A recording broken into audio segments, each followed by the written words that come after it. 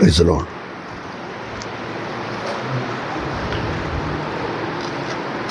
మనము ప్రభు బలను సమీపిస్తున్న కొలది పరిశుద్ధ లేఖనములో నుండి కొన్ని మాటలు మనము ధ్యానిద్దాం. దేవుని ప్రజలముగా మనము ఆశీర్వదింపబడిన జనము అని మనకు ఒక గుర్తింపు ఉంది. ఎవరము మనం? ఆశీర్వదింపబడిన జనము. ఇది నేను చెప్పట్లేదు, లేఖనం చెప్తోంది. దేవుడు తన ప్రజలను ఆశీర్వదింపబడిన ప్రజలుగా గుర్తిస్తున్నాడు. ఇది మొట్టమొదటి విషయాన్ని మనం అందరము జ్ఞాపకం ఉంచుకోవాలి. కనుక మన జీవితాలు ఎల్లప్పుడూ ఆశీర్వదింపబడిన అనుభవంలో కొనసాగే ఇది దేవుని చిత్తం, ఇది దేవుని ఏర్పాటు. ప్రభు బలను మనము ఎదుర్కోవడానికి 3 అతి ప్రాముఖ్యమైన కారణాలతో ఈ దిన వాక్య ధ్యానాన్ని మనము ప్రారంభిద్దాం. ఎందుకు దేవుని ప్రజలు దేవుని బలను ఎదుర్కోవాలి? దానికి 3 ముఖ్యమైన కారణాలు ఉన్నాయి. లేఖనము మనము చదువుతుంటేనే మనకి ఆ 3 కారణాలు స్పష్టంగా అర్థమవుతాయి. ఒకటి, ఆయనను స్తుతించడానికి, దేవుణ్ణి మెచ్చుకోవడానికి, ఆయన మన కొరకు చేసిన కార్యము ఎట్టిదో దాన్ని జ్ఞాపకం చేసుకొనిచ్చు మనము ప్రభువుని జ్ఞాపకం చేసుకుంటున్నాం. ప్రభు వాళ్ళ దగ్గరికి రావడానికి ముఖ్యమైన కారణం ఏంటంటే ఆయనను జ్ఞాపకం చేసుకోవడానికి, ఆయన సిలువలో చేసిన కార్యం బలియాగాన్ని జ్ఞాపకం చేసుకోవడానికి. ఏమండి? కనుక ఆయన మరణాన్ని జ్ఞాపకం చేసుకోవడానికి. ఎందుకు ప్రభు మరణించాడు? ఈ ప్రభు వాళ్ళ దగ్గరికి వచ్చినప్పుడల్లా మనం ఈ 3 సంగతులను అనుభవించే వారిగా ఉంటాం. నా ప్రభు నా కొరకు మరణించాడు, నా పాపము యావత్తు తన మీద వేసుకుని తన నీతి యావత్తు నాకు అనుగ్రహించాడు గనక ఈరోజు నాలో నీతి లేకపోయినప్పటికీ నేను ప్రభువునందు నీతిమంతుడిగా గుర్తించబడుతున్నా.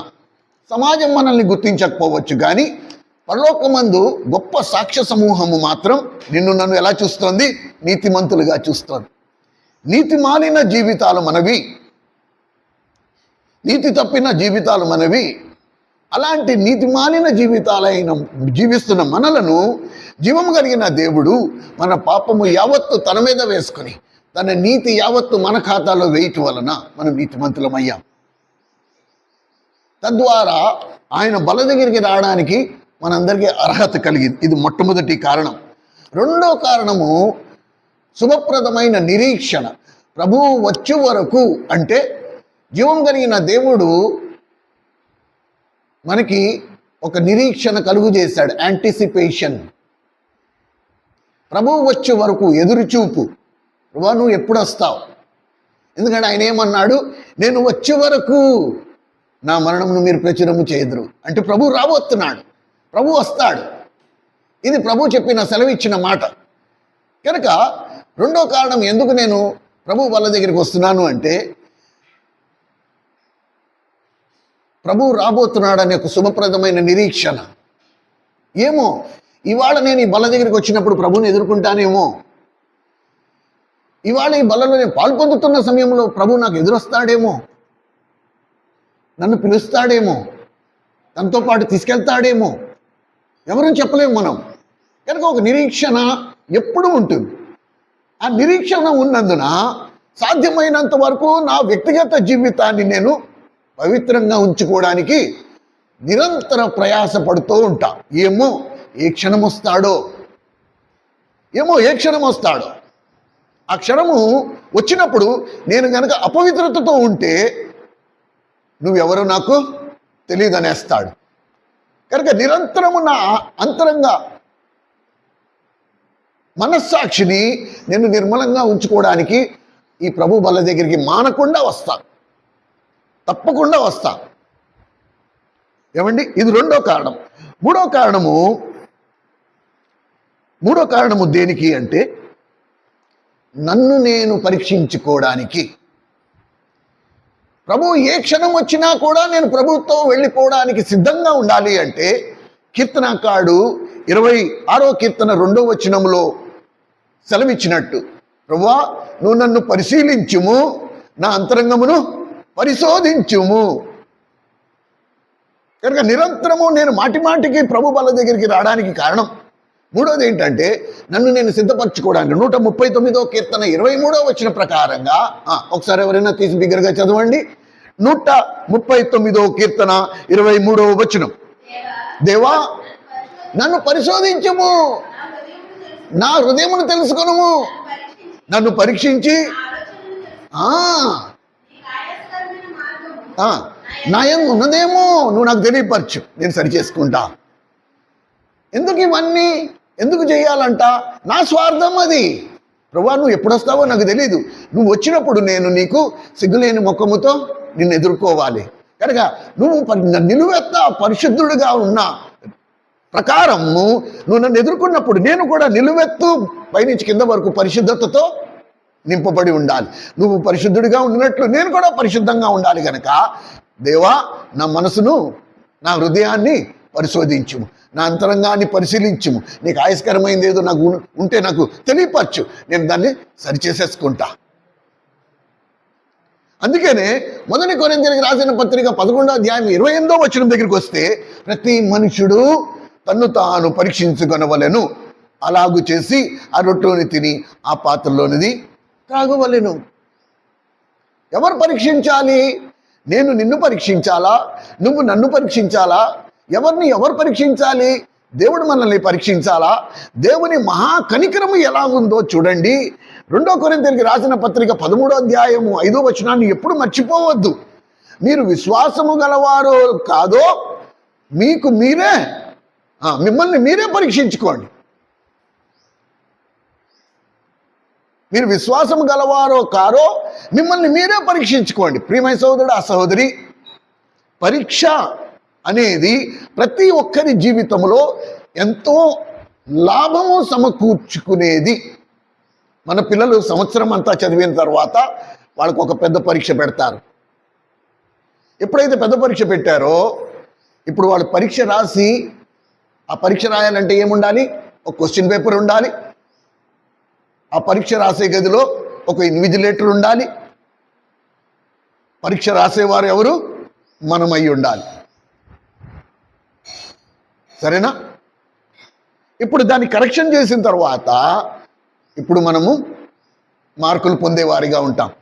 అలాగే మన పిల్లలకి వాళ్ళకి 400, మన జాస్మిన్కి 477 అని ఫోన్ చేయగానే బిడ్డ ఎంత ఆనందం, తాత నాకు 477 వచ్చింది 600కి. So happy. చూడండి, ఆ పరీక్షలో వచ్చిన ఫలితము నన్ను ఒక మెట్టు పైకెక్కిస్తుంది కాబట్టి నేను ఆనందం. ఈ ఆనందాన్ని నీకు నాకు కలుగు చేయాలని పరిశుద్ధ దేవుడు ఏం చేశాడు? వారం వెంబడి వారం పెట్టాడు పరీక్ష. కనుక ఇప్పుడు మనం ఎక్కడున్నాం? పరీక్షా గృహంలో ఉన్నాం. పరీక్ష రాసేవారు ఎవరు? మనము. మనకి ఇన్విజిలేటర్ ఎవడు? పరిశుద్ధాత్ముడు. అయితే మార్పు ఏంటి? మనం రాసిన పరీక్షలో దిద్దే బాధ్యత ఎవరికి? మనదే.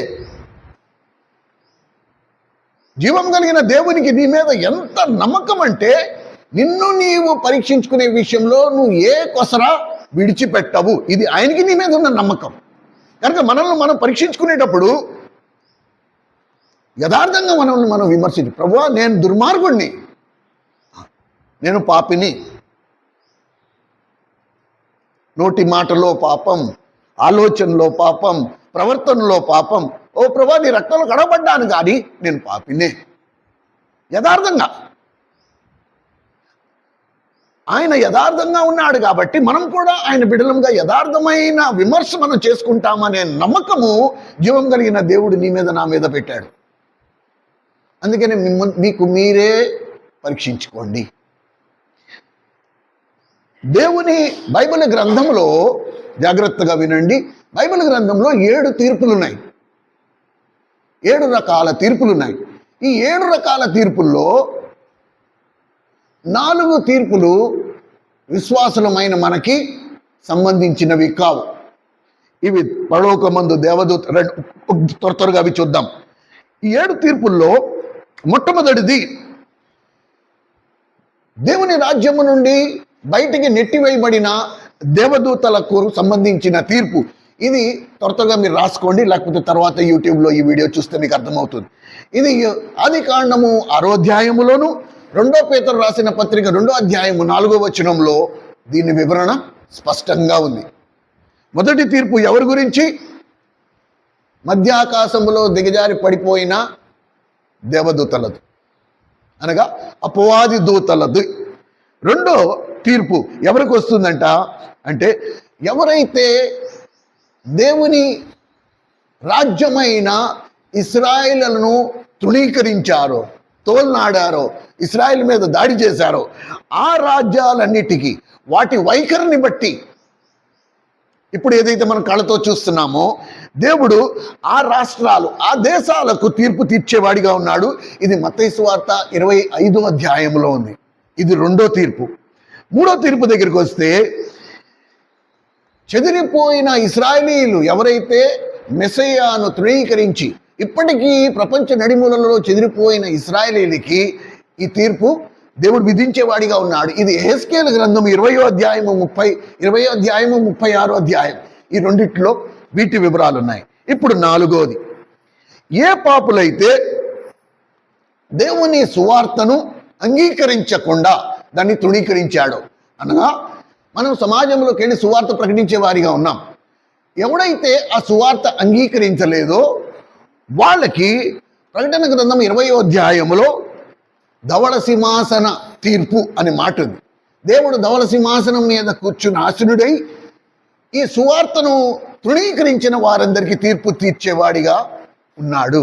అందుకని సువార్త చెప్పేటప్పుడు ఏమంటాడు? నమ్మినోడికి రక్షణ, నమ్మని వారికి నరకం.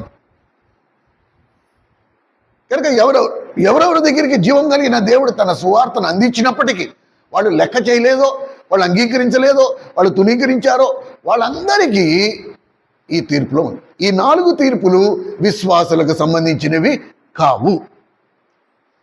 మిగతా 3 తీర్పులు ఏవైతే ఉన్నాయో ఆ 3 తీర్పుల్లో నువ్వు నేను మధ్య తీర్పులో ఉన్నాం. అనగా 5వ తీర్పు దగ్గరికి వద్దాం రండి. ఈ ఉదయమే ప్రభు మాట్లాడాడు. ఏంటి ప్రభు 5వ తీర్పు అంటే, కలవరి సిలువలో ప్రభు వేళ్లాడుతున్నప్పుడు పరలోకమందున్న తండ్రి ఒక తీర్పు తీర్చాడు. ఏంటి ఆ తీర్పు అంటే, ఉదయం అన్న చదివించాడు. 53వ యెషయా గ్రంథం 53వ అధ్యాయం 5వ వచనం, మన పాప పరిహార్థ బలిగా చదవండి ఒక మాట. యెషయా గ్రంథం 53వ అధ్యాయం 5వ వచనం, మన అతిక్రమముల క్రియలను బట్టి మన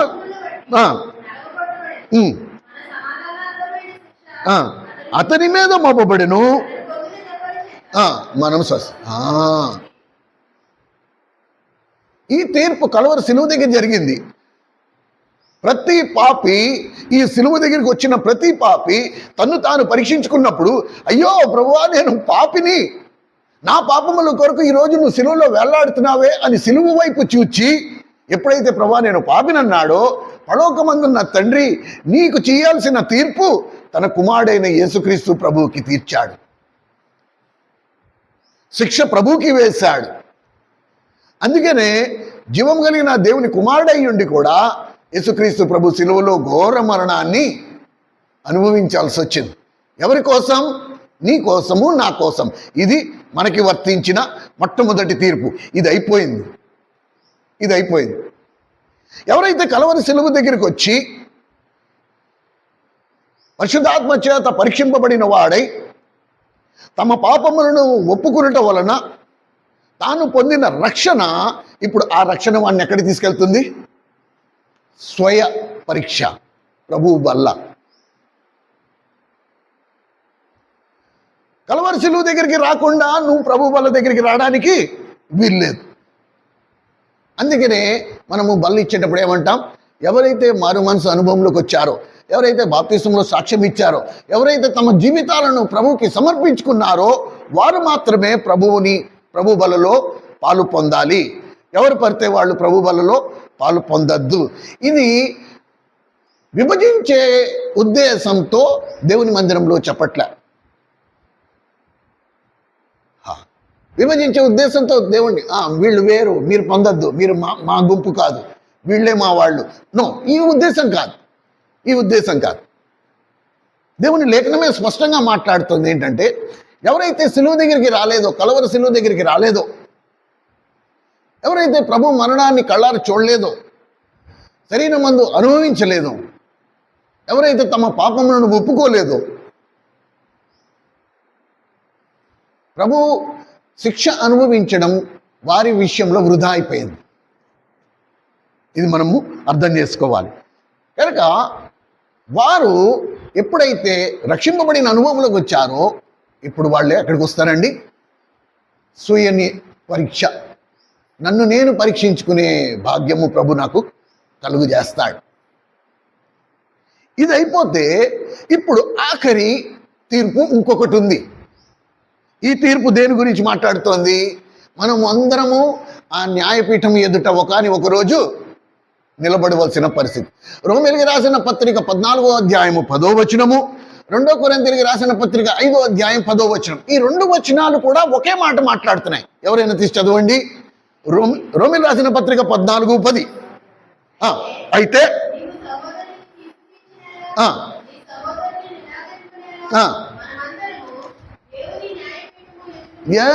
నేను నీకు తీర్పు తీర్చేదేంటి? నేను నిన్ను నిరాకరించేదేంటి? నువ్వు ఎక్కడున్నావో నేను అక్కడే ఉన్నా, నువ్వు ఏ పడవలో ఉన్నావో నేను కూడా అదే పడవలో ఉన్నా, మనం అందరము అదే పడవలో ఉన్నాము, మనందరి గమ్యము ఒకటే, మనందరి ప్రయాణము ఒకటే. కనుక నేను నీకు తీర్పు తీర్చినేలా, నేను నిన్ను తృణీకరించినేలా. అదే మాట 2 కొరింథీయులకు రాసిన పత్రిక 5వ అధ్యాయం 10వ వచనంలో కూడా రాస్తుంది. మనమందరము అతి త్వరలో ప్రభు న్యాయపీఠం ఎదుట నిలబడవలసిన వారమై ఉన్నాం.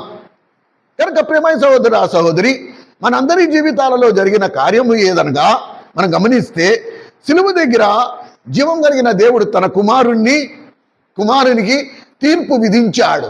ఎవరి కోసం? నా కోసం. నేను పొందవలసిన తీర్పు పరలోకమందున్న తండ్రి ఆయన కుమారుడు మీద శిక్ష విధించాడు.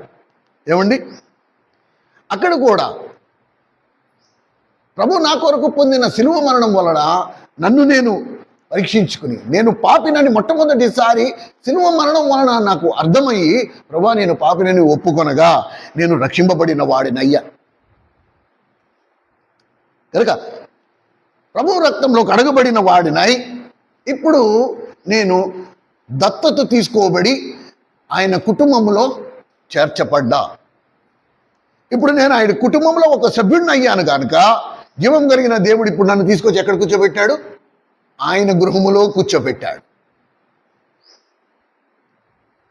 ఇప్పుడు నేను దేవుని కుటుంబానికి చెందిన వాడిని గనక తండ్రి బల్ల దగ్గరికి తన కుమారుడిగా నేను రావడానికి నాకు స్వేచ్ఛ, అధికారం, అవకాశం ఇవన్నీ కలుగుతూ వచ్చాయి. ఇప్పుడు పరలోక కుటుంబంలో నేను ఒక భాగమును. ఏమండి, ఇవి ఎప్పుడు మనం మర్చిపోకూడదు. కనుక తండ్రి బల్ల దగ్గరికి ఇది నన్ను ఏం చేస్తుందంటే, ఇప్పటి వరకు మనం ధ్యానించిన ఒక రోజు నేను అక్కడ నిలబడాలి అని చదివాం కదా. ఈ ప్రభువు బల్ల దగ్గరికి వచ్చిన వాడు తన్ను తాను దేవుని న్యాయపీఠం ఎదుర్కొన్నా నిలబడడానికి సిద్ధపరచుకుంటాడు. ఇక్కడికి రాకుండా అక్కడ నిలబడలేడు. అర్థమైందా? ఇప్పుడు మనం మధ్యలో ఉన్నాం. ఒక తీర్పు అప్పుడే అయిపోయింది. సిలువ దగ్గర నువ్వు నేను పాపిగా తీర్చబడ్డాము. శిక్ష ప్రభువు తన మీద వేసుకున్నాడు గనక ఈరోజు దేవుని ఇంట్లో మనం ఉన్నాం. కనుక ఫైనల్గా జరిగే తీర్పుకు, ఇంతకు ముందర జరిగిన తీర్పుకు మధ్యలో దేవుడు తన మహాకనికరం, తన మహాకృప, ఇంకొక మాట చెప్తా. ఏమండి, ఇక్కడ ముఖ్య ఉద్దేశం, ఈ తీర్పులకు ముఖ్య ఉద్దేశం ఏంటంటే, ఈ ఫైనల్ జడ్జిమెంటు 2 తీర్పులు మానవ జీవితంలో ఒక్కసారే వస్తుంది, మాటికి రాదు. సిలువ దగ్గర నువ్వు పొందిన తీర్పు అది ఒక్కసారే, దాంట్లో నువ్వు రక్షింపబడి ఇంతవరకు వచ్చావు. ఈ తర్వాత న్యాయపీఠం ఎదుర్కొన్నా నిలబడేటప్పుడు నువ్వు పొందే తీర్పు అది కూడా ఒక్కసారే. కానీ ఈ మధ్యలో ప్రభువు బల్ల దగ్గర మనల్ని మనం పరీక్షించుకునే తీర్పు ఏదైతే ఉందో ఇది దేవుడు తన మహాకనికరాలను బట్టి నీకు ఎన్నో అవకాశాలు ఇస్తున్నాడు. This is the only place. ఏమండి, కనుక ఇక్కడికి వచ్చినప్పటికీ ఈ ఫైనల్ తీర్పులో ఏదైతే నేను రేపు నిలబడబోతున్నానో న్యాయపీఠం ఎదురకుండా, అక్కడ దేని గురించి తీర్పు తీర్చబడుతుంది అంటే, నా రక్షకుడు నా జీవితంలో చేసిన రక్షణ కార్యమును బట్టి నా జీవితంతో నేనేం చేశాను. జాగ్రత్తగా వినండి.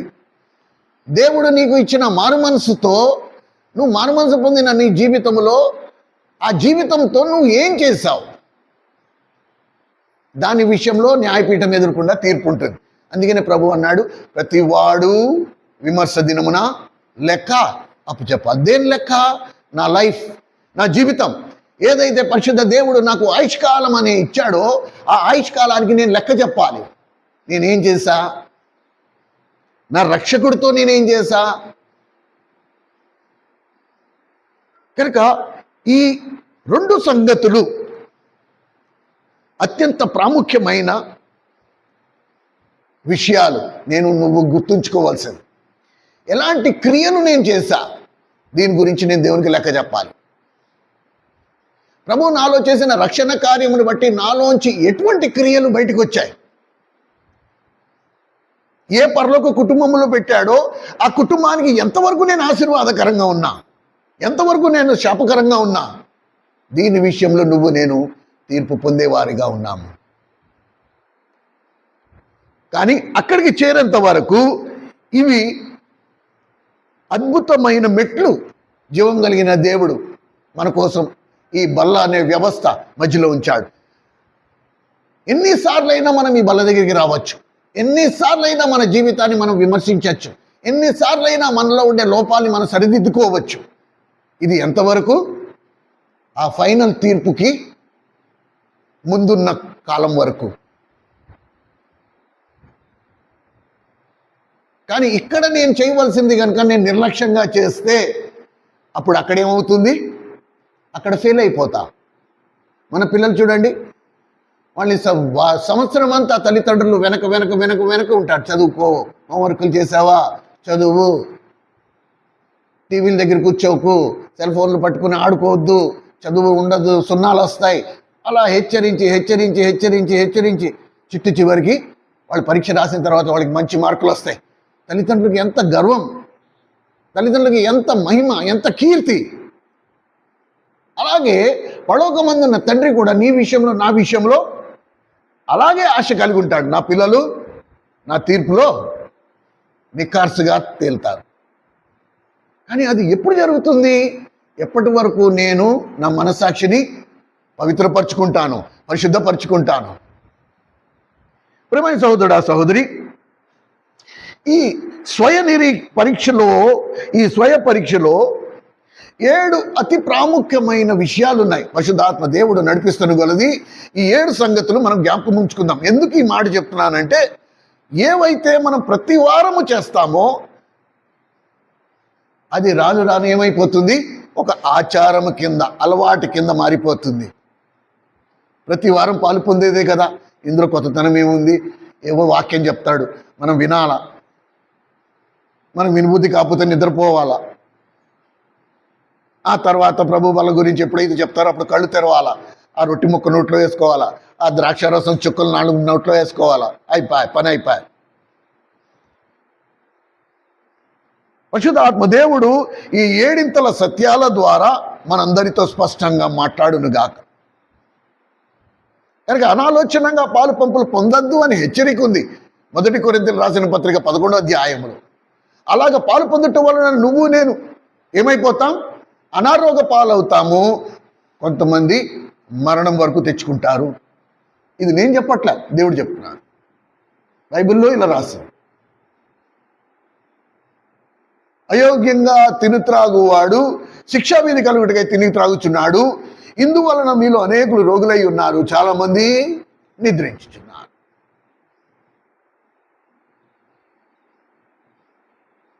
కనుక ఏదో బల్లుంది, మనం పాలు పొందాలి, పాలు పంపులు పొందకపోతే రొట్టె ఇచ్చేవాడికి తెలిసిపోతుంది, వాడైనా అడుగుతాడు, లేకపోతే సేవకుడు అడుగుతాడు, మళ్ళీ మనం చెప్పాలి. కాబట్టి కళ్ళు మూసుకుని నోట్లో ఒక ముక్క పడేసుకుంటే ఏ గొడవ ఉండదు అనుకుని కనుక పాలు పొందుతున్నావా? జాగ్రత్త. రండి త్వరగా ఈ 7 విషయాలు, ఫస్ట్ 7 సత్యాలు, స్వయం పరీక్షలో మనము పాటించే ఈ 7 సత్యాలు ఏమిటి అనేది ఫస్ట్ మనం అర్థం చేసుకుందాం. ప్రభువు వల్ల అనేది దేవుని ఆజ్ఞ. ఏమండి, ఇది దేవుని ఆజ్ఞ. ఇందులో పౌలు ఏమన్నాడు? 1 కొరింథీ 11:23 ఏమన్నాడంటే, నేను మీకు అప్పగించిన దానిని ప్రభువు వలన పొందితిని. ఇది నేను ఇవ్వట్లేదు మీకు. ఈ రొట్టె ద్రాక్షారసం అనేది నేను ఇచ్చేది కాదు ప్రభు, ఇది ప్రభు నాకు ఇచ్చాడు, మీకు ఇమ్మని చెప్పాడు. నేను ప్రభువు వలన పొందిన దాన్ని ఇదిగో మీకు ఇస్తున్నా, మీరు కూడా ఇలాగే చెయ్యండి. నేను బతుకున్న దినాలన్నీ ఇలాగే చేస్తా, ఇప్పుడు మీరు కూడా చెయ్యండి. కాబట్టి ప్రభు బల్ల అనేది దేవుని ఆజ్ఞ. నాకు ఇష్టమైతే పాలు పొందుతా, కష్టమైతే మానేస్తాను అనడానికి సరిపోదు. ప్రభు బల్ల విషయంలో నిర్లక్ష్యంగా పాలు పొందడం కానీ, ప్రభు బల్లలో పాలు పొందడం మానేయడం కానీ, ఇది దేవుని ఆజ్ఞను నేరుగా ధిక్కరించిన పాపం. ప్రభువా నువ్వు చెప్పావు కానీ నేను అసలు దాన్ని లెక్కే చేయను, నాకు ఇష్టమైతే తీసుకుంటా లేకపోతే లేదు. ఇది direct violation of God's command. ఇది నిన్ను శిక్షకు పాత్రగా చేస్తుంది. ఏది మనం అందుకని అంటున్నాను, ఫెమిలియారిటీ బ్రీడ్స్ కంటెంప్ట్. అంటే ఏది మనం తరచుగా చేస్తామో దాని విషయంలో ఒక విధమైన చులకనితనము ఏర్పడుతుంది. భయముతో దేవుని బల్ల, ఇది దేవుని శరీరం, అందులో పాల్పంపులు పొందే సమయంలో చేతులు వణికాల్సింది ఇప్పుడు ఏమైపోతుంది, ఇవాళ మూడు లేదులే, ఇవాళ వద్దు, మళ్ళీ వచ్చే వారం చూద్దాంలే, అంత ఈజీ అయిపోయింది. ఇది మొట్టమొదటి సత్యం. కనుక దేవుని బలతో ఆషామాషిగా ఉండదు వ్యవహారం. ఇది మ్యాండేటరీ ఆప్షన్ కాదు. రక్షింపబడిన ప్రతి విశ్వాసి ఖచ్చితంగా ప్రభువు వలలో పాలు పంపులు పొందాల్సిందే. ఇది ప్రభువు నుండి వస్తోంది, పౌలు నుండి రావట్లే. సరేనా? రెండో సత్యం, ఆ దినాలలో వాళ్ళు తరచుగా రోజు ఇంటింటా రొట్టె విరుస్తూ వచ్చారు. అపోస్తల కార్యములు 2వ అధ్యాయము 46వ వచనంలో మీరు చూస్తే వాళ్ళు ప్రతిరోజు రొట్టె విరుస్తూ వచ్చారు. సరేనా? ఆ తర్వాత 42 అపోస్తల కార్యములు 2వ అధ్యాయము 46వ వచనం ఒకసారి చదవండి ఎవరైనా.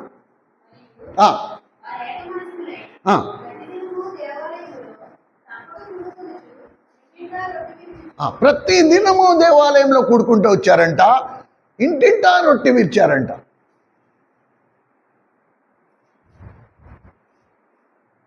కనుక వారి ఆత్మీయ జీవితాలలో వాళ్ళకి ఎంత పట్టింపు ఉండేదంటే, వాళ్ళు ఒక ఆలోచనలో తప్పినా సరే ఇంట్లో వెంటనే రొట్టె చేసుకుని తమ పాపమును ఒప్పుకుని ఆ ప్రభు వలలో పాలు పొంది తమ మనస్సాక్షిని నిర్మలం చేసుకునేవారు. అలాగా అపోస్తల కార్యములు 20వ అధ్యాయము 7వ వచనం దగ్గరికి వచ్చేటప్పటికి ఆదివారమున వారు రొట్టె విరిచిరి. ఇప్పుడు మెల్లిమెల్లిగా ఏమైపోయింది, ఈ ఇంటింటా రొట్టె విరవడం అనేది, రోజు రొట్టె విరవడం అనేది చులకని భావముతో ఇప్పుడు చాలా మందిరాల్లో ఏం చేస్తారంటే 3 నెలలకు ఒక్కసారి, 6 నెలలకు ఒకసారి, సంవత్సరానికి ఒక్కసారి. ఎందుకంటే విశ్వాసులకి ప్రభు బల్ల అంటే సీరియస్నెస్ అనేది పూర్తిగా పోయింది. కనుక ఇది ప్రభువు బల్ల కాబట్టి దీని విషయంలో అందరికీ భారం ఉండాలి. కనుక అందరూ యథార్థంగా ఇందులో పాలు పంపులు పొందాలని చెప్పి వాళ్ళే డిసైడ్ చేసేసుకుని 3 నెలలకు ఒకసారి, 6 నెలలకు ఒకసారి, సంవత్సరానికి ఒకసారి. మనం ఎన్నిసార్లు పాలు పొందుతున్నాం అనేది ముఖ్యం కాదు, ఎలా పాలు పొందుతున్నామా అనేది చాలా ముఖ్యం. ఏమండి, మూడో సత్యం ఏంటంటే మనము ప్రభు బల దగ్గరికి వచ్చినప్పుడు మనము పరీక్షించుకునేటప్పుడు ఎలా పరీక్షించుకోవాలంట? దేవుని వాక్యపు వెలుగులో పరీక్షించుకోవాలే తప్ప మనకి ఏది తోస్తే అది పరీక్షించుకునేది కాదు. ఈ మాట ఎందుకు చెప్తున్నాము అంటే, దేవుని వాక్యపు వెలుగు లేకుండా బైబిల్ గ్రంథంలో ఒక వ్యక్తి పరీక్షించుకున్నాడు. ఎవరైనా చెప్తారా? దేవుని వాక్యపు వెలుగు లేకుండా ఒక వ్యక్తి పరీక్షించుకున్నాడు. కానీ ఏం చేశాడో తెలుసా? అలాగ పరీక్షించుకున్న వలన ఆత్మహత్య చేసుకుని చనిపోయాడు. ఈ విషయం తెలుసా మీకు?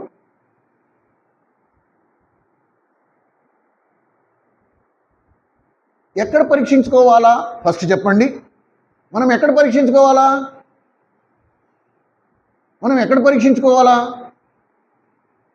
ఎవరు నోరిపోరేంటండి? అసలు మనం ఎక్కడ పరీక్షించుకోవాలా? దేవుని మందిరములో. ఎవరి మధ్య పరీక్షించుకోవాలా? దేవుని ప్రజల మధ్యలో. ఎలా పరీక్షించుకోవాలా? వాక్యపు వెలుగులో. ఈ మూడు తప్పించేసి, ఈ మూడు లేకుండా కనుక నన్ను నేను పరీక్షించుకుంటే అప్పుడు ఏమవుతుంది? అలాగా పరీక్షించుకుని ఒకడేమయ్యాడు తెలుసా? ఆత్మహత్య చేసుకున్నాడు. ఎవరైనా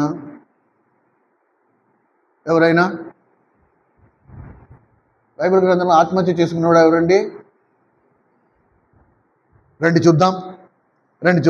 మత్తయి సువార్త 27వ అధ్యాయం. మత్తయి సువార్త 27వ అధ్యాయం 4వ వచనం. మత్తయి సువార్త 27వ అధ్యాయం 4వ వచనం. నేను నిరపరాధ రక్తమును అప్పగించి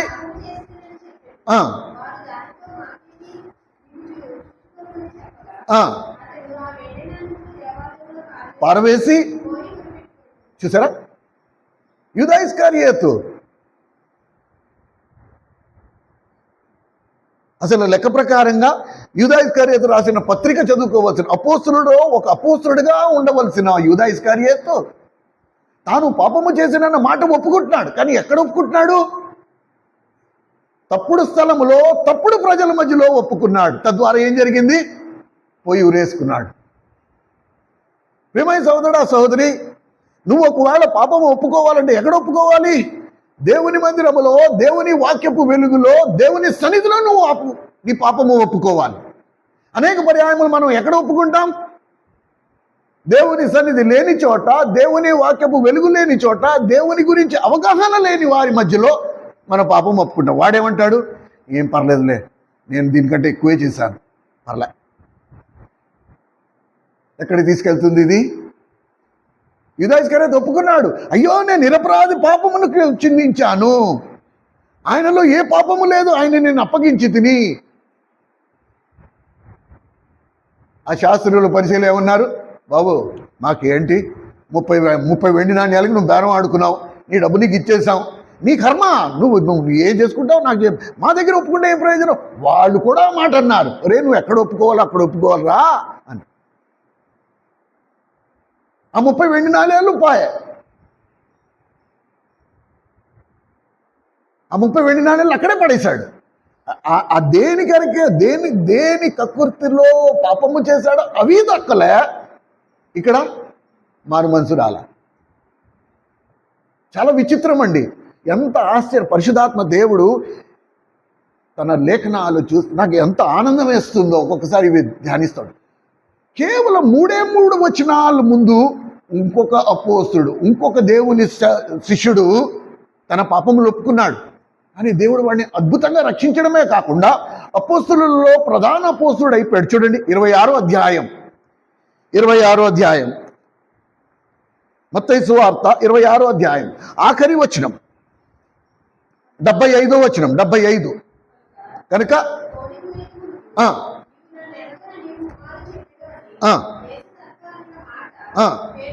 జ్ఞాపకం తెచ్చుకుని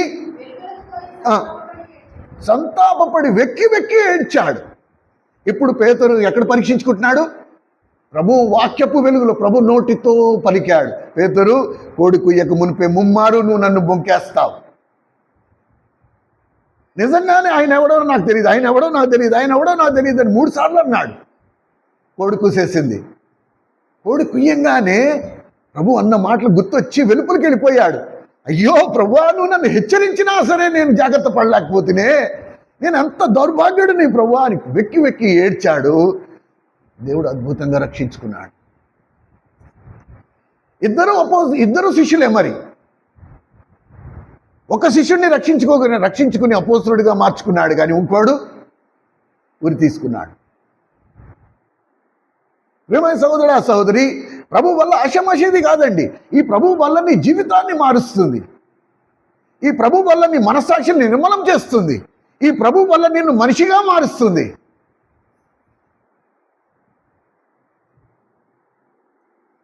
వెరీ ఇంపార్టెంట్ లెసన్. అందుకనే దేవుని వాక్యం మనం మెలకుగా ఉండి శ్రద్ధగా వినాలి.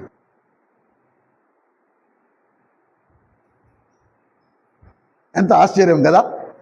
రండి 4వ సత్యాన్ని విందాం. 4వ సత్యం, ఈ స్వయం పరీక్ష అనేది అత్యంత కఠినమైన పని.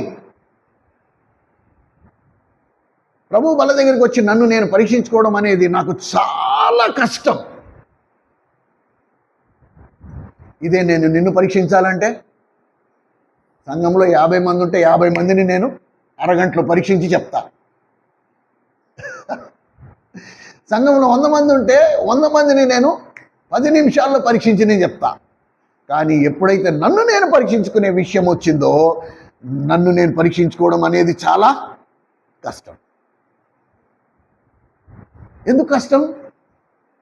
మనందరికీ కరోనా లాంటి ఒక వైరస్ ఉంది, మనందరికీ సోకింది, మనందరం ఇన్ఫెక్టెడ్. ఆ వైరస్ మనలోనే ఉంది, ఎప్పుడైనా తినేస్తుంది మనని. ఏంటది? నన్ను నేను ఎంతో ప్రేమిస్తా, సెల్ఫ్ లవ్.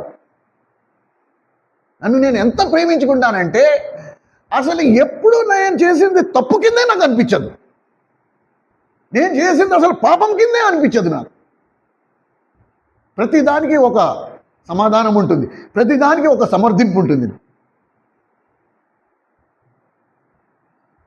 ఆ ప్రభు వల్ల దగ్గర ప్రభు నిలబడి ఏమంటున్నాడు, అరే బాబు, ఇంత జుట్టు పీక్కోవాల్సిన అవసరం లేదురా, నువ్వు ఇంత బుర్ర బాదుకోవాల్సిన అవసరం లేదు, ఇదిగో నేను ఇక్కడే ఉన్నా, నేను నిన్ను కడగడానికే వచ్చి నా దగ్గర ఒక మాట, నువ్వు ప్రభువా నేను పాపం చేశాను, ఒక మాటతో సరిపోద్ది, నువ్వు కెలుక్కోవాల్సిన అవసరం లేదు. అందుకనే కదా ఈ బాధ కూడా, ఈ భారం కూడా నీ మీదే పెట్టా. నిన్ను నువ్వే పరీక్షించుకో, మళ్ళీ నేను చేస్తే నువ్వు బాధపడతావు. కనుక ఇక్కడ మనము ఈ విషయాన్ని కొంచెం అర్థం చేసుకోవాలి.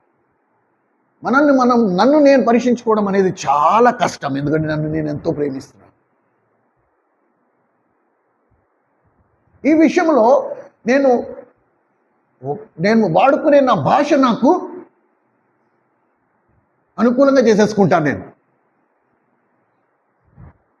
ఏమండి, ఒకవేళ ఇక్కడ నిలబడిన వాడు గనక ఇగో నీ జీవితం ఇలాగుంది అన్నాడు అనుకో, అదిగో నన్ను అన్నాడంట. ఇదే అవతల వ్యక్తి అంతే కఠినంగా మాట్లాడాడు అనుకో, వాడు ఏమంటాడు తెలుసా, నేను ముక్కుసూటి మనిషిని, ఉన్నట్టుగా మాట్లాడేస్తానంటాడు. యువతల పక్క వాడు ఉన్నట్టుగా చెప్తే మాత్రం వాడికి నచ్చదు. ఇది విచిత్రం. ఇది స్వయ పరీక్షలో మనం ఎదుర్కొండే సవాళ్ళు. నా మటుకు నేను, నీ మటుకు నువ్వు. నేను మాట్లాడితే ముక్కుసూటిగా మాట్లాడతా, నువ్వు మాట్లాడితే నా మీద వేలెత్తి చూపిస్తావు. అందుకని ప్రభు అన్నాడు, ఎవరికి వారే విమర్శించుకోండి. ఎంత విచిత్రం చూడండి. కనుక స్వయ పరీక్ష అనేది, నన్ను నేను పరీక్షించుకోవడం అనేది, నాకు నేనే వ్యతిరేకంగా తీర్పు తీర్చాలంటే నాకు చాలా కష్టంగా ఉంటుంది. అందుకని ప్రభు వలలో పాల్పొందే సమయంలో అందరూ చేతులు ఎత్తుతారు. ఎందుకంటే పేపర్ దిద్దేది వాళ్ళే. ఎంత విచిత్రమైన పరిస్థితి అంటే, నేరం చేసిన వాడిని నేనే, తీర్పు తీర్చేవాడిని నేనే. చెప్పండి, ఎవరు నేరం చేస్తారో వాడికి వాడు ఎప్పుడైనా శిక్ష వేసుకుంటాడా? అస్సలు వేసుకోడు. 190 కారణాలు చెప్తాడు. అసలు ఆ నేరం చేయడానికి కారణం ఏంటో తెలుసా? అసలు ఏ పరిస్థితుల్లో నేను అలా చేయాల్సి వచ్చిందో మీకు అర్థమవుతుందో? అసలు మీరెవ్వరూ అర్థం చేసుకోవారు. నాకు తెలుసు, నేను ఎందుకు అలా చేస్తానో నాకు తెలుసు అంటాడే కానీ నేను పాపము చేశాను అనే మాట అన్నోటంటే రాదు. ఎంత కష్టం!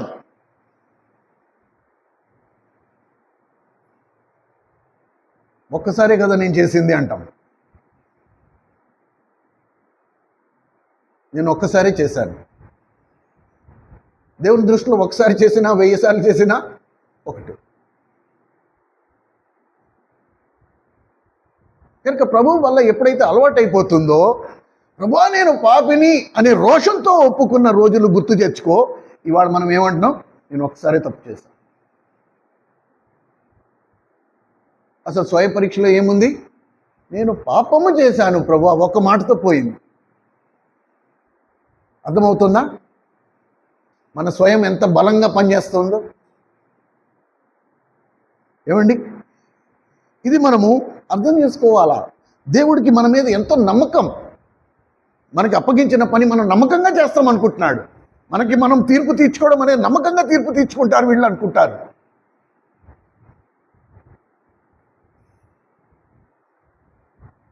మనల్ని మనమే విమర్శించుకుని నెడలా తీర్పు పొందకపోదుము. కానీ దేవుడు నీకు అప్పగించిన పని కనుక నువ్వు యథార్థంగా చేయకుండా నువ్వు చేసిన పాపమును కనుక నువ్వు సమర్థించుకున్నట్లయితే అప్పుడు దేవుడు రంగంలోకి దిగాల్సి వస్తుంది. అరే బాబు, నీకు అప్పగించిన పని నువ్వు సరిగ్గా చేయలేదు, ఇప్పుడు నేను చేస్తా. నీకు నచ్చినా నచ్చకపోయినారు, ఇవాళ రేపో మనం అక్కడ ఉంచోవాలి. అప్పుడైనా సరే నువ్వు సమాధానం చెప్పాల్సిన పరిస్థితి ఉంది. నీకు ఇన్ని అవకాశాలు ఇచ్చా, బలలో పాలు పొందే ఇన్ని సందర్భాలు నీకు ఇచ్చా, నువ్వేం చేశావు? ఏమండి, రండి ఇప్పుడు 5వది చూద్దాం. 5వది మనం స్వయ పరీక్ష చేయటం వలన ఏమవుతుందంట? మనము అనేకులకు ఉపయోగకరంగా మారుతాము. మన వలన సంఘానికి ఆశీర్వాదము. ఇది 5వ సత్యం. ఏమండి, దేవునికి తెలివైన వారు అక్కర్లేదు. దేవునికి ఎవరు కావాలి? పరిశుద్ధంగా ఉండేవారు కావాలి. క్లీన్, ప్రభు రక్తంలో నడినెత్తి నుండి అరికాల వరకు కడగబడిన వారు కావాలి. ఏ క్షణంలో అయినా సరే నేను దేవుని చేతిలో వాడబడడానికి సిద్ధంగా ఉండాలి. అది ఎప్పుడవుతుంది?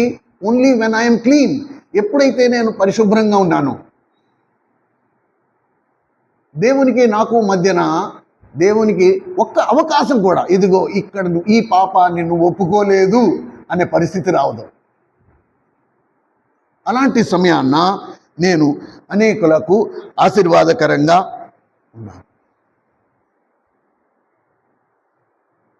అప్పుడు మనం చేసే పని సంఘంలో అవని, సమాజంలో అవని, ఇంట్లో అవని, మనం చేసిన దేవుని పేరిట మనం చేసిన పని అనేకులకు ఆశీర్వాదం తీసుకొస్తుంది. లేదా మన సంతృప్తి కొరకు, మన మనస్సాక్షిని సంతోషపరచుకోవడానికి దేవుని పని మనం చేశామని అనిపించుకోవడమే తప్ప దాని వలన మిగతా వాళ్ళకి ఆశీర్వాదం రాదు. సో పరిశుద్ధత, పాపము లేని స్థితిని నేను కాపాడుకుంటూ రావాలి. నేను ప్రభు దగ్గర సారికి ఒప్పుకుంటూ రావాలి. కీర్తనకాడు అన్నట్టు, నా అంతరంగమును పరిశోధించుము, నా హృదయమును పరిశోధించుము, నా హృదయ అంతరంగాన్ని పరిశీలించుము, నీకు ఆయస్కరమైంది ఏదో నాకు తెలియపరచు, నేను దాన్ని సరి చేసుకుంటా. ప్రేమ సహోదరుడా, సహోదరి, దేవుడు ఎవరిని వాడుకునేవాడిగా ఉన్నాడు? ఎవరిని వాడుకుంటాడు?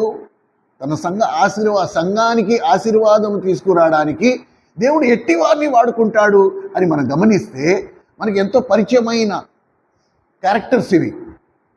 దేవుడు మోషేని పిలిచినప్పుడు మోషే ఏమన్నాడండి? నోటి మాంద్యము గలవాడిని, నేను నత్తిమోడిని ప్రభువా, నేను నీ పని చేయడానికి యోగ్యుడను కాను. ఇర్మియాతో అన్నప్పుడు ఇర్మియా కూడా అదే మాట అన్నాడు. ఏమన్నాడు? ఓ ప్రభువా, నోటి మాంద్యం, నేను నీ పనికి ప్రయోజనం కాడు. దేవుడు ఏమంటున్నాడు? నాకు తెలుసు, నీకు యోగ్యత లేదనే సంగతి నాకు తెలుసు, అందుకనే నువ్వు యోగ్యుడు, అందుకనే నువ్వు యోగ్యుడు. ఇర్మియా గ్రంథం 15వ అధ్యాయం. ఇర్మియా గ్రంథం 15వ అధ్యాయం. రండి త్వరగా అయిపోయింది. ఇర్మియా గ్రంథము 15వ అధ్యాయం 19వ వచనం, 640వ పేజీ. కాబట్టి యెహోవా ఇలాగ సెలవిచ్చుచున్నాడు, నీవు నా తట్టు తిరిగిన ఎడల నీవు నా సన్నిధిన నిలిచినట్లు నేను నిన్ను తిరిగి రప్పింతును. ఏమి నీచములో ఏమి ఘనములో నీవు గుర్తుపట్టిన ఎడల నీవు నా నోటి వలే నుందువు, నువ్వు వారి తట్టు తిరగద్దు. ఈ మాట ఇర్మియాతో ఎప్పుడు చెప్పాడు అంటే, కేవలం ప్రవక్త అయిన ఇర్మియా ఒక్కడే దేవుని కొరకు నిలబడిన వాడు. ఇర్మియా ఏ దేశంలో ఉన్నాడో ఆ దేశం మొత్తం దేవునికి వ్యతిరేకంగా మడమ ఎత్తినవాడు. దేవునికి వ్యతిరేకంగా తిరుగుబాటు చేసిన దేశంలో ఇర్మియా ప్రవక్త ఒక్కడే దేవుని కొరకు నిలిచి ఉన్నాడు. ఇప్పుడు అలాంటి ఇర్మియాతో దేవుడు ఏమంటున్నాడు? ఏవి నీచములో, ఇదిగో నీ చుట్టూ తిరిగి చూడు, ఏవి నీచములో ఏవి ఘనములో అవి నువ్వు ఎంచిన ఎడల. ఈ మెజారిటీ అధికమైన జనము ఇలా ఉన్నారు, నేను కూడా వాళ్ళతో కలిసిపోతే గోడ లేకుండా ఉంటుంది. కనుక ఇది చాలా ఇంపార్టెంట్ లెసన్ అండి, ఇది చాలా ప్రాముఖ్యం. ప్రవక్త అయిన యెషయా కూడా 6వ అధ్యాయంలో ఎప్పుడైతే దేవుణ్ణి చూశాడో వెంటనే ఏమన్నాడు? అయ్యో ప్రభువా, నేను నీ పనికి పనికిరాను, నువ్వు పరిశుద్ధుడవు, నాకు శ్రమ, నేను దేనికి పనికిరాను. కానీ దేవుడు ఏం చేశాడు? నువ్వే నా పని చేయగలవు. ప్రియమైన సహోదరుడా సహోదరి, మీరు ఇర్మియా గ్రంథం ఇంటికి వెళ్ళక చదువుకోండి. యెషయా గ్రంథం 6వ అధ్యాయం 1వ వచనం నుండి 6వ వచనం వరకు మీరు గమనిస్తే 4 మెట్లు ఉన్నాయి. ఎప్పుడైతే సగటు వ్యక్తి దేవుణ్ణి చూసే అనుభవంలోకి వస్తాడో, దేవుని వాక్యపు వెలుగులోకి వచ్చాడో, నిలబడతాడో, అప్పుడు ఫస్ట్ వానికి కలిగేది ఏంటి? ఒప్పుదల. ఏంటది? ఒప్పుదల. నా బలహీనతలు నాకు కనబడతాయి, నా అపవిత్రత నాకు కనబడుతుంది, ఇది నేను దేవుని సన్నిధిలో ఒప్పుకునేటట్టు చేస్తాను. ఎప్పుడైతే నేను ఒప్పుకుంటానో ఈ ఒప్పుదల నన్ను ఎక్కడికి తీసుకొస్తుంది? ఈ దేవుణ్ణి చూడగానే ఈ ఒప్పుదల నన్ను ఎక్కడికి తీసుకొస్తుంది? ఒప్పుకునే స్థితిలోకి తీసుకొస్తుంది. ఇప్పుడు నేనేమంటా? నోటి మాంద్యము గలవాడను ప్రభువా, నువ్వు పరిశుద్ధుడవు, నేను నడినెత్తుండి అరికాల వరకు అపవిత్రుడను, కనుక నీ పనికి నేను పనికిరాను. ఏమండి? మొదటి స్థానంలో కన్విక్షన్, అంటే నేను పాపిని అనే గ్రహింపు నాకు వస్తుంది. 2వ మెట్లో ఒప్పుకోలు, ఇప్పుడు నేను నోటితో ఒప్పుకుంటా. 3వ మెట్టుతో దేవుణ్ణి ఆరాధించే అనుభవంలోకి వస్తా. 4వ మెట్టు ఏముంటుందంటే, దేవుడు నన్ను తన పరిచర్యకు పంపుతాడు, కమిషన్, తన పనిని అప్పగించి పంపిస్తాడు. ఈ 4 మెట్లు జరగాలి, నిరంతరం జరుగుతూ ఉండాలి. ఎప్పుడెప్పుడు నేను దేవుని వాక్యపు వెలుగులోకి వస్తానో అప్పుడప్పుడు నేను ఒప్పింపబడుతూ ఉండాలి. ప్రభువా, నేను ఇలా లేను, ఇగో నీ వాక్యం ఇలా సెలవిస్తోంది, నేను ఇలా లేను, కనుక నన్ను క్షమించు. అది నన్ను దేవుని ఆరాధించే స్థాయికి ఎదిగింపజేస్తుంది. ఎప్పుడైతే నేను దేవునితో కమ్యూనియన్ అంటాను, ప్రభుతో సహవాసం, ఇప్పుడు ప్రభుతో ముచ్చట నాది మొదలైందో, ఇప్పుడు ప్రభు నాకు పని అప్పగించి పంపిస్తాడు. ఇది ఎప్పుడు మారదు, ఇది ఎప్పుడు మారదు. ఏమండి? అయితే ఇక్కడ మనం గమనించాల్సిన ఇంకొక విషయం ఉంది. ఇప్పుడు 6వ సత్యం చూద్దాం. ఎప్పుడైతే నేను స్వయం పరీక్షించుకుంటానో, ఈ స్వయం పరీక్ష నన్ను ఎక్కడికి తీసుకొస్తుంది? ఎక్కడికి తీసుకెళ్తుంది? ఆత్మీయ స్వస్థతలోకి తీసుకొస్తాను. నన్ను నేను పరీక్షించుకుని ప్రభు దగ్గర ఒప్పుకుందాం. నీకు ఒకవేళ ఈ రోజు వరకు తెలియకపోతే ఇవాళ ప్రభు నీతో మాట్లాడుతున్నాడు, జ్ఞాపకం ఉంచుకో. ఎప్పుడెప్పుడు నువ్వు ప్రభు బల్ల దగ్గరికి వచ్చి ఒప్పుకుంటావో వెంటనే ప్రభు నీ ఆత్మీయ అనారోగ్యాన్ని తీసి నిన్ను ఆత్మీయంగా స్వస్థపరుస్తాడు. ఇర్మియా గ్రంథం 3వ అధ్యాయం, ఇర్మియా గ్రంథం 3వ అధ్యాయం 22వ వచనం. ఇర్మియా గ్రంథం 3వ అధ్యాయం 22వ వచనం. తిరిగి రండి, నీ అవిశ్వాసమును నేను బాగు చేసేదను.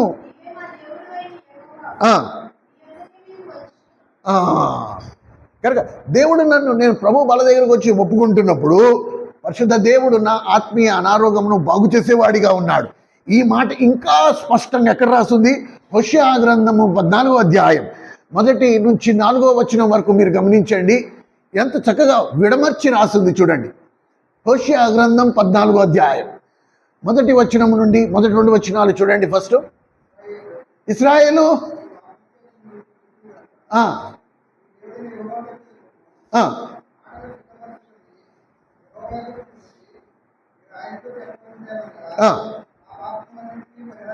మా పాప ఏం చెప్పాలంట? ఈ ప్రభు బల దగ్గరికి వచ్చినప్పుడు నేను ఏం చెప్పాలంట? ప్రభువా, నా పాపములన్నీ పరిహరించుము.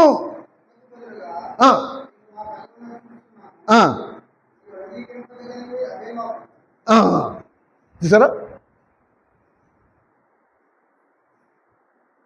కనుక దేవుడు మనల్ని స్వస్థపరచాలని ఆశపడుతున్నాడు. ఈ పాపలోకములో దినదినము నువ్వు నేను అపవిత్రతకు గురవుతాం కనుక ప్రభు బల్లనే చక్కటి ఏర్పాటు చేసి ఈ బల్ల దగ్గరికి వస్తున్నప్పుడల్లా నిన్ను నన్ను పరిశుద్ధపరిచి మన ఆత్మీయ అనారోగ్యము నుండి మనల్ని స్వస్థపరిచి తన వాక్యమందు నిన్ను నన్ను స్థిరపరిచి తన ఆత్మతో నిన్ను నన్ను నింపి తనకి ఉపయోగకరంగా, సమాజానికి సంఘానికి ఆశీర్వాదకరంగా నిన్ను నన్ను మార్చాలని పరిశుద్ధ దేవుడు ఇష్టపడతాడు. ఇది 6వ సత్యం. ఇప్పుడు 7వ సత్యాన్ని కూడా మనం ధ్యానించి ప్రభు బలలో పాల్పొందుదాం. 7వ సత్యం ఏంటి అంటే మనల్ని మనమే విమర్శించుకుని నెడల తీర్పు పొందకపోదుము. 1 కొరింథీయులకు రాసిన పత్రిక 11వ అధ్యాయం 31వ వచనం, 31, 32.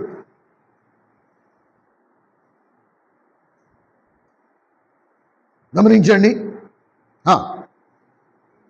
అందుకే అయితే మనల్ని మనమే విమర్శించుకుని నెడల తీర్పు పొందకపోదుము. లోకంతో పాటు శిక్షా విధి కలగొట్టుకై ప్రభువు చేత ఇప్పుడే శిక్షింపబడుచున్నాం. చాలా విచిత్రం అండి. ఇక్కడ చూడండి ప్రియమైన సహోదరుడా, సహోదరి, రానైన దినాలలో భయంకరమైన తీర్పు పొందే బదులు ఈరోజు కనుక కొద్ది నీకు బాధ కలగచ్చు ప్రభు దగ్గర ఒప్పుకుంటున్నప్పుడు. ఎందుకంటే ఇక్కడ మన కంటికి ప్రభు కనపడ్డు. ప్రభా, నేను పాపిని అని నోటితో అన్నప్పుడు నా అంతరాత్మకు చాలా బాధ కలుగుతుంది. నాకే బాధ కలుగుతుంది. ఎందుకంటే మనం దొరికితే దొంగలం, కానీ దొరకకపోతే అందరం దొరలమే. కనుక దేవుని మందిరంలో ఇంచుమించు మనం అందరం దొరలంగానే ఉంటాం. ఈ దొరలుగా ఉన్న మనము నేను దొంగని అనడానికి ఫస్ట్ నోరు రాదు, రెండోది ఒకవేళ వచ్చినా అది ఎవరికి వినపడకుండా ఒప్పుకున్నట్టు మనం చేస్తాం. చాలా విచిత్రమైన విషయం చెప్పండి. చూడండి, ముందర ఉన్న ఆ మరణాన్ని, శాశ్వతమైన మరణాన్ని ఎదుర్కొనే కంటే ఇప్పుడు తాత్కాలికమైన నొప్పి బాధను నువ్వు అనుభవించట నీకు క్షేమమా కాదా? చెప్పండి, క్షేమమా కాదా?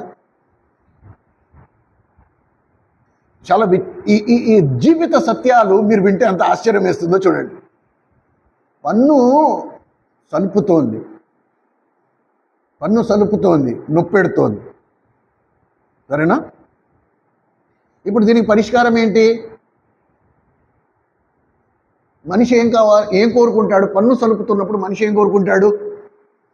ఈ నొప్పి తగ్గిపోవాలి, అంతేనా? ఈ నొప్పి తగ్గిపోవాలి.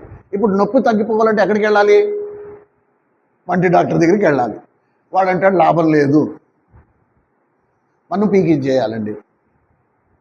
పన్ను పీకితేనే మీకు నొప్పి తగ్గుద్ది, లేకపోతే మాత్రం మాటి మాటికి వస్తూనే ఉంటుంది. ఇప్పుడు నీ పన్ను పీకాలి. ఇప్పుడు పన్ను పీకాలంటే డాక్టర్ గారు ఏం చేస్తారు? ఒక కోడిక తీసుకుని జాయిగా ఇలా పాముతో పీకుతాడా? కాదు. ఎలా పీకుతాడు? సూది పెట్టి ఫస్ట్ పొడుస్తాడు. ఎక్కడ నొప్పి ఉందో చెప్పండి మీరు అని సూది పెట్టి ఇలా పొడుస్తూ ఉంటాడు, తీస్తూ ఉంటాడు. మనకి ఎలా ఉంటుంది అప్పుడు? కమ్మగా ఉంటుంది. అంతేనా? మనకి ఎలా ఉంటుంది? సమ్మగా ఉంటుంది. సూది పెట్టి ఇక్కడేనా? ఇగో ఏమైనా తెలుస్తుందా? నొప్పి పెడుతుందా? చెప్పండి. ఎక్కడ సలుపుతోందో అక్కడ సూది ఇలా తాకగానే ఎలా ఉంటుంది? మీరు చూడండి, ఎప్పుడైనా మొన్నే అక్కని తీసుకుని వెళ్ళాను పన్ను పీకించడానికి. అక్కడ కుర్చీలో కూర్చుని ఆ పన్ను పీకించేవాడిని చూస్తే వాడు 2 చేతులతో కుర్చీనిలా పట్టుకుంటాడు చూడు. ఆ సూది అక్కడ పట్టుకునేటప్పుడు ఆ చేతి పిడికిలు ఆ కుర్చీని పట్టుకుని గట్టిగా పిసికేస్తూ ఉంటాడు. ఏమండి? సరే, ఇప్పుడు వాడు చాలా లోతుగా ఉందండి, కొంచెం నొప్పి పెడుతుంది, మీరు ఓర్చుకోవాలి అంటే, బాబు నీకు దండం పెడతా, ఎంత నొప్పి పెట్టినా పర్వాలా, ఎంత నొప్పి పెట్టినా పర్వాలా, నువ్వు తీసేయి అనగానే అయితే సరేనండి అని చెప్పి వాడు అనెస్థీషియా ఇంజెక్షన్, తిమ్మిరెక్క ఇంజెక్షన్ ఇక్కడ ఇస్తాడు, బొగ్గకి ఇస్తాడు. వాడు ఇష్టం, పొడి చేసుకో, నువ్వు ఎంత పొడుచుకుంటావో పొడుచుకో అని. వాడు ఎక్కడ పడితే అక్కడ పొడి చేసి ఇంజెక్షన్లు ఇస్తాడు, అవన్నీ భరిస్తావు. ఆ తర్వాత ఒక చిన్న కత్తి లాంటివి తీసుకుని ఈ చిగుర్లు వేరు చేస్తాడు, ఎడం ఇటుపక్క ఎడం చేసి తీస్తాడు. ఇప్పుడు పన్ను కనబడుతూ ఉంటుంది, అప్పుడు పటకారు పెట్టి పట్టుకుంటాడు పన్నుని. ఇలా తీస్తూ ఉంటే, అరే బాబు నా లోపల ఉన్న పేగులు తీసి చుట్టేసుకోరు బాబు అనిపిస్తుంది. ఆ నొప్పి, ఆ వేదన, వాడు ఇటు అటు పీకుతున్నప్పుడు నువ్వు కిక్కురు మనవు. మొత్తానికి పన్ను పీకేశాడు. ఇప్పుడు పీకేసి నీ పన్ను నీ చేతిలోనే పెడతాడు, చూసుకో, మళ్ళీ నేను పీకలేదని డబ్బులు తీసుకున్నాను అనుకుంటావు, ఇదిగో నీ పన్ను. ఆ పన్ను చూడగానే నీకేమనిపిస్తుంది? ఇప్పుడు అమ్మయ్యా. ఇప్పుడు డాక్టర్ నీకు ఏం చేశాడో చెప్పండి. ఇప్పుడు డాక్టర్ ఏం చేశాడు? నీకున్న నొప్పి కంటే 10 రెట్లు ఎక్కువ నొప్పి నీకు కలుగు చేశాడు. అంటే నీకు నొప్పి కలుగు చేసిన వాడి దగ్గర నీకున్న నొప్పి కంటే దానికంటే 10 రెట్లు ఎక్కువ నొప్పిని ఆ కొద్ది క్షణాలు నువ్వు అనుభవించి, వాడు నీకు నొప్పి కలుగు చేసినందుకు పైగా వాడి చేతిలో మళ్ళీ ఎక్స్ట్రా డబ్బులు కూడా పెట్టి, అదంతా అయిపోయిన తర్వాత ఏమంటావు? దేవుళ్ళ కాపాడారండి బాబు డాక్టర్ గారు మీరు. వాడు చేసింది ఏంటి? ఇష్టం వచ్చినట్టు పొడి చేశాడా? పటకారు పెట్టి పరపర పీకేశాడా? లాగేశాడా? లోపల నరాలు కదిలిపోయాయా? దాని విషయంలో నువ్వు ఎంత వేదన అనుభవించావా? ఆ వేదన అనుభవించడానికి నువ్వేమంటున్నావు? దేవుళ్ళ కాపాడారండి డాక్టర్ గారు, పన్ను నొప్పి మొత్తం తగ్గించేశారండి. కానీ దేవుని మందిరంలో దేవుడు మాట్లాడుతుండగా మనకి తొందరగా ఎక్కదు, మనస్సాక్షి ఒప్పుకోదు. ఎంత విచిత్రం కదా. స్కానింగ్ చేశారు, కడుపులో చిన్న ట్యూమర్ ఉంది, ఆ ట్యూమర్ మాత్రం తీయాలి, తీయకపోతే ప్రాణం పోద్ది. వాడికి డబ్బులు ఇచ్చి పొట్ట కోయించుకుని ఆపరేషన్ చేయించుకుని, అది చీము పడితే మళ్ళీ దానికి వైద్యం చేయించుకుని నానా బాధలు పడి ఈ నొప్పి అంతటికి వాడికి డబ్బులు ఇచ్చి ఆ వేదన భరిస్తామే కానీ దేవుడు మాట్లాడుతున్నప్పుడు మాత్రం మనకి ఎంత రోషం వస్తుందో, ఎంత విచిత్రం. ప్రియమైన సహోదరుడు, ఆ సహోదరి, అందుకనే కీర్తనకారుడు ఏమన్నాడు తెలుసా? ఈ నొప్పి మనకి అవసరం. దేవుని మందిరంలో దేవుని చేత గాయపరచబడ్డం అనేది మనకి అవసరం. కీర్తనకారుడు 94వ కీర్తన 12-13 వచనాలు గమనించండి. 94వ కీర్తన. పెద్ద గాయమును తప్పించడానికి దేవుడు చిన్న గాయాన్ని అనుమతిస్తాడు. 94వ కీర్తన 12-13 వచనాలు తీసిన వాళ్ళు ఎవరైనా చదవండి. యెహోవా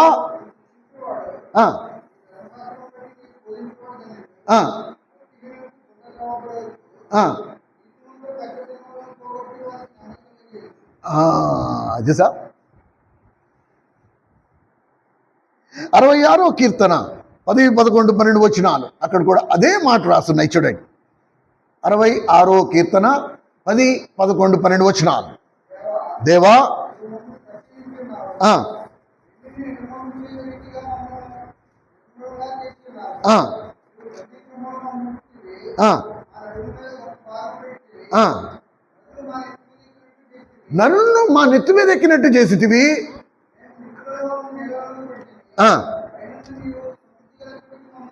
ఎందుకంట ఇలాంటి పరిస్థితులు గుండా ఎందుకు తీసుకెళ్తాడంట? దేవుడు నిన్ను ఎక్కడికి చేర్చాలనుకుంటున్నాడు? సమృద్ధి గల చోటుకి. ఈ ఇరుకుల్లోంచి నిన్ను సమృద్ధి గల చోటుకి తీసుకెళ్లాలంటే ఈ పరిస్థితులు గుండా నువ్వు నేను వెళ్ళాలి. ప్రియమైన సహోదరుడు, ఆ సహోదరి, దేవుని తన మహా కనికరమును బట్టి ప్రభు బల్లనే ఏర్పాటును మన కోసం చేసి ఉంచాడు. ఈ బల్ల దగ్గరికి వచ్చినప్పుడు ఆ వాక్యపు వెలుగులో మనల్ని మనం పరిశీలించుకుని, మనల్ని మనం పరీక్షించుకుని, మనల్ని మనమే విమర్శించుకుని నెడలా రేపు దేవునితో తీర్పు పొందకుండా ఉంటాం. లేకపోతే రేపు మనం అక్కడ న్యాయపీఠం ఎదుర్కొండా నిలబడినప్పుడు మనము తీర్పు పొందేవారిగా ఉంటాం. కనుక ప్రతి మనుషుడు తన్ను తాను పరీక్షించుకునవలెను, అలాగూ చేసి ఆ రొట్టెలోని తిని ఆ పాత్రలోనిది త్రాగవలెను. దయచేసి మోకరించండి, మనం ప్రార్థన చేసుకుని ప్రభువు బలలో పాల్పొందుదాం.